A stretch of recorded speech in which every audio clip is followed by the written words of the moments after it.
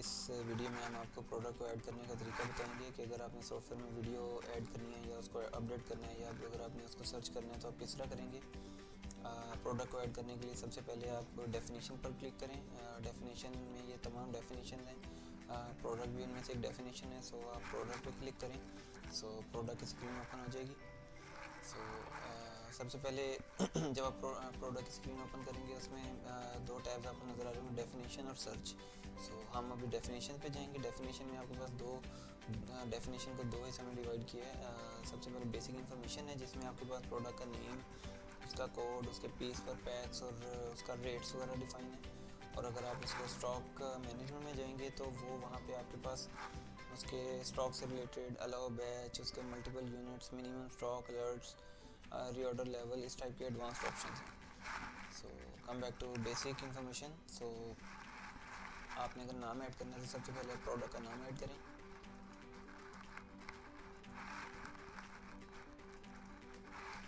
सो ये प्रोडक्ट का नाम ऐड किया और इसके एक पैक में कितने पीसेज हैं वो भी हमने डिफाइन कर दिया, 10 पीसेज पर पैक। सो इसके बाद हमारे पास इसका सेल रेट है, परचेज रेट इसका पर पैक क्यों है। आप देखें कि परचेज रेट के साथ पैक है जो कि आप कॉन्फ़िगरेशन बेस डिफ़ाइन कर सकते हैं। अगर आप यहाँ पे रेट पीस का ऐड करना चाहते हैं तो आप पीस कर देंगे। मैंने पैक डिफ़ाइन किया हुआ है, सो इस टाइम मैं पैक का रेट डिफ़ाइन करूँगा। सो एक पैक मुझे सपोज 100 रुपीज़ का पड़ता है। सो और सेल ये मेरे पास 150 का होता है। सो मैं इसको इसी तरह डिफ़ाइन कर दिया। और ये बेसिक यूनिट है इसके, ये बेसिक कैटेगरी है प्रोडक्ट की कि आप इसको किस तरह मैनेज करना चाह रहे हैं। अगर आप इसको कैटेगराइजेशन भी मैनेज करना चाहते हैं या हायरार्की प्रोडक्ट्स की आप रखना चाहते हैं तो वो आप इन ग्रुप्स के मदद से आप कर सकते हैं।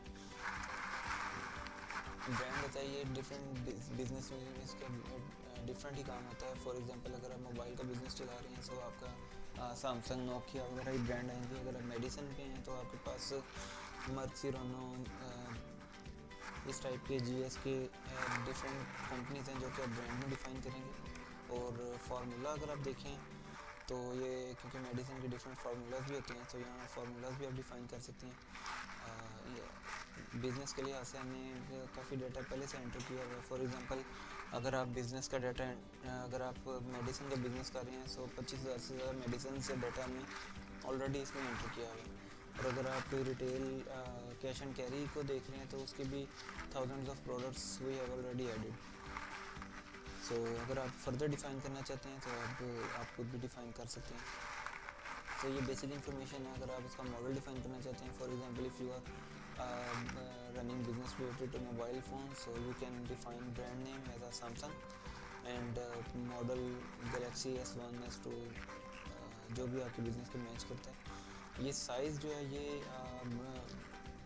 आपके कपड़ों और जूतों के बिज़नेस पे मोस्टली यूज़ होता है, medium, large, extra large, small, इस टाइप का।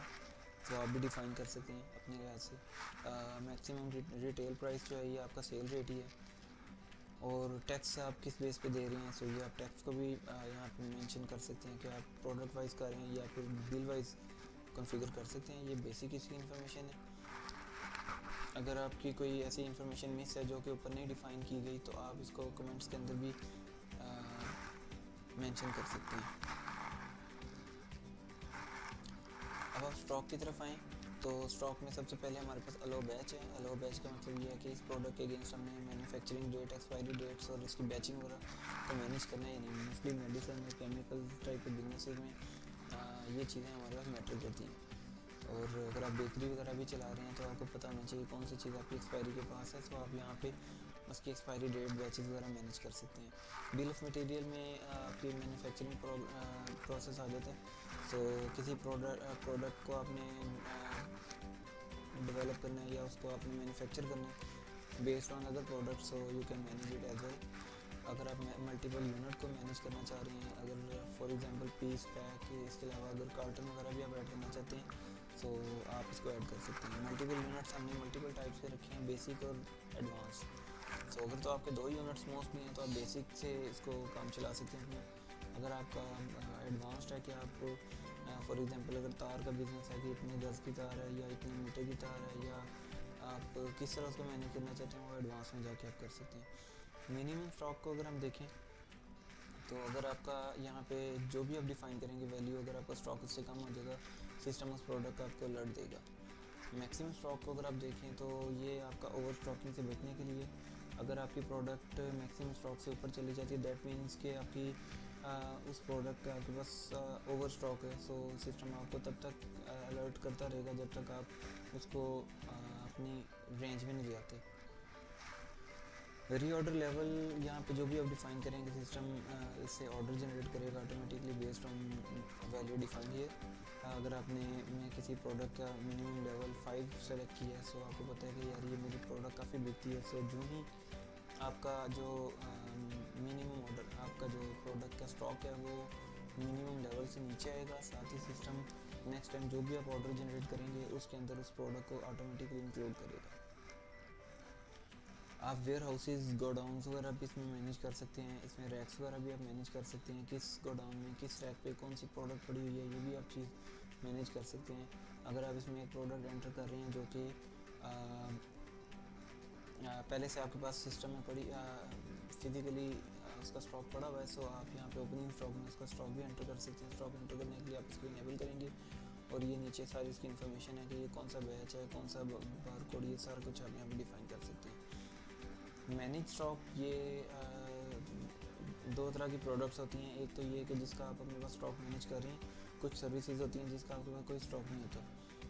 फॉर एग्जांपल सिस्टम आपको ये बताएगा कि आपकी ये चीज़ बिकी है, लेकिन ये नहीं बताएगा आपके पास पीछे कितनी पड़ी हुई है। फॉर एग्जांपल अगर आप कोई रिपेयरिंग कर रही हैं, सो ये आपकी एक सर्विस है, आपकी प्रोडक्ट नहीं है। तो सर्विसेज को आप यहाँ पे डिफाइन करेंगे कि कंसल्टेंसी दे रहे हैं आप, या कोई रिपेयरिंग कर रही हैं, या कोई भी आप स्टॉकलेस का आप सर्विस प्रोवाइड कर रहे हैं, प्रोडक्ट दे रहे हैं। तो आप फॉर एग्जांपल अगर आपका ऑयल चेंज का कारोबार है, तो आप क्या करेंगे कि एक ऑयल प्रोडक्ट ऐड करेंगे और एक स्टॉकलेस प्रोडक्ट ऐड करेंगे ऑयल चेंज की। सो उसकी अगर आप प्राइस लोगों से लेना चाहते हैं, तो वो भी आप सर्विस है, वो भी आप ले सकते हैं। कार वाश की अगर आप करना चाहते हैं, वो भी यहाँ पे ऐड हो जाएगी। सो इस टाइप की कोई भी सर्विस जो कि आप प्रोवाइड कर रहे हैं और आप उसका स्टॉक मैनेज नहीं करना चाहते, वो आप यहाँ पे डिफाइन कर सकते हैं। अब हम प्रोडक्ट को सेव करते हैं, तो ये हमारी प्रोडक्ट सेव हो गई। अब इस प्रोडक्ट का अगर हम इसको सर्च करते हैं, तो ये हमारे पास लास्ट में ऐड होगी। सर्च के टैब में हम आए हैं, यहाँ पे आपके पास डिफरेंट फिल्टर्स हैं based on your provided information.